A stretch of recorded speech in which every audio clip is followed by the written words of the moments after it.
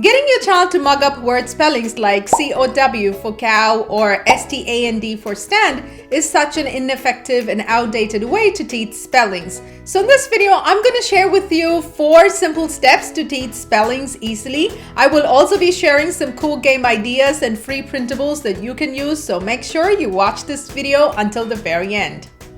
Hi everyone, welcome to my channel. This is Grace, and in today's video we are going to talk about how to teach spellings to children, especially children between ages 2 and 6, in 4 easy steps. I will also be doing part 2 in this series, in which we will talk about how to teach advanced spelling strategies to older kids, so consider subscribing if you haven't already.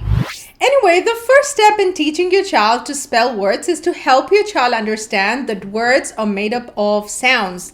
You see, every word in English is made up of sounds. For example, the word cow is made up of 2 sounds, k and ow. So to teach this important concept, you start with helping your child identify sounds in words, especially beginning sounds in words like is the beginning sound in the word cow. The good news is you can do this with kids as young as 2 or 3 years old. So once your child is able to identify sounds with their beginning sounds, you can then move on to helping your child identify ending sounds and later middle sounds in words. For instance, the ending sound in the word cow is ow, and there are no middle sounds, of course, because the word has just 2 sounds. At this point, it is not necessary that your child knows his or her ABCs yet. It is enough if your child is able to hear those sounds in words. By the way, if you are new to the sounds in English, I highly suggest that you watch this video right here, because in this video, I talk about the 44 phonic sounds and their frequent spellings and how you can teach your child these sounds and their spellings in a fun way. Anyway, to help your child identify sounds in words, there are 3 simple games that you can play with your child. The first game that I have for you is object sound identification. So to play this game, pick a handful of random objects from around the house and help your child identify them by their beginning sounds or notice their ending sounds. The second game that I have for you is object sound sorting. So once your child is able to identify objects using their beginning sounds, you can have your child sort the objects by their beginning sounds. For example, spoon, sippy cup, and sailboat all go together because they begin with the same sound S. The third game that I have for you is I Spy. I Spy is a great game that you can play on the go. For example, you can say I spy something that begins with the sound M. Your child should look around and spot McDonald's or maybe a monkey. Apart from the 3 games, you can also get these free printables from our website, LearnSmart.com, for some fun hands-on learning. I will leave links to all these freebies in the description below this video. Now, the second step is to teach segmenting. So what is segmenting? Well, segmenting is nothing but breaking a word down into its individual sounds. An easy way to teach this skill is to do sound talk. So what is sound talk now? Well, sound talk is you intentionally pick a couple of simple words a day while talking or while reading to your child and break those words down into their individual sounds. For instance, you say, look, it is a dog. By the way, when you first introduce segmenting, I suggest you pick simple 3-letter words. And also another important tip to remember here is to always hold up your fingers and count the sounds while segmenting. So when you segment the word dog, you go dog. The reason why I ask you to do this is because apart from hearing the sounds, your child can also see the number of sounds in words. Trust me, the more often you sound talk and make it silly and use your fingers to count the sounds, the easier it would be for your child to understand that words can be broken down into sounds and sounds can be put together to form words. A very, very important knowledge to have when it comes to reading and spelling.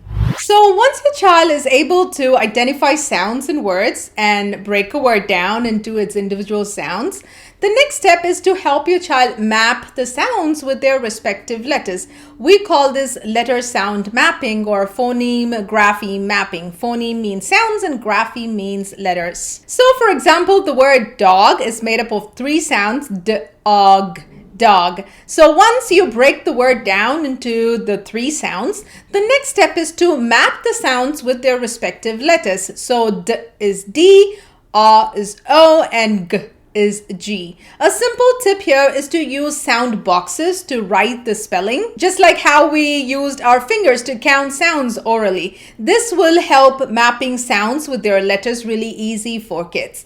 By the way, if you want to know how to teach letter sounds, then you can read my blog post, 5 interesting activities to teach letter sounds to kids. We'll leave a link to the blog post in the description below this video. So now that your child can spell simple 3-letter words, it's time to move on to big words. So for that, you need to teach your child consonant blends. For all those who are new to consonant blends, well, consonant blends are 2 consonants that appear at the beginning or at the end of a word. For example, in the word stand, S and T are 2 consonants that appear in the beginning. So instead of sounding them out separately like S and T, we go st.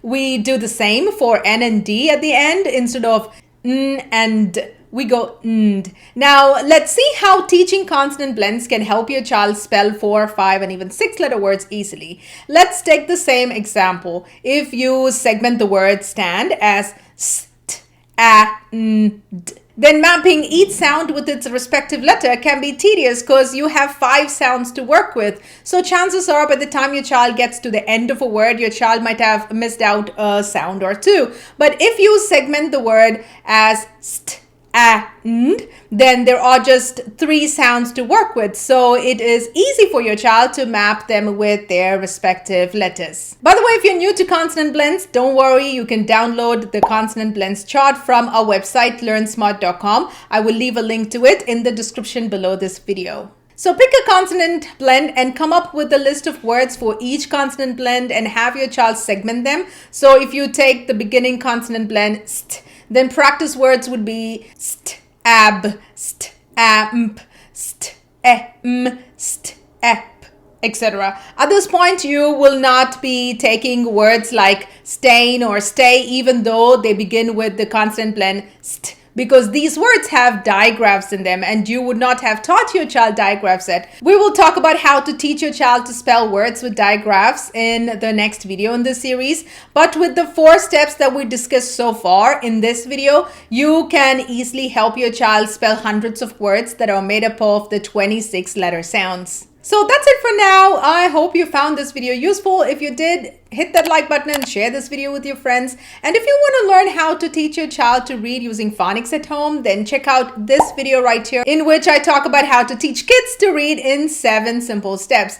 And if you are a busy parent who does not have a lot of time but still wants to support your child's reading journey, then check out our LURN PHONICS Kids Reading program that is designed to help you teach your child to read by spending just 10 to 15 minutes a day. You can learn all about our program from the link below this video. So that's it for now. Once again, I appreciate you stopping by and I thank you for watching this video. Until next time, take care and don't forget to be a little playful, mindful, and intentional. See you soon.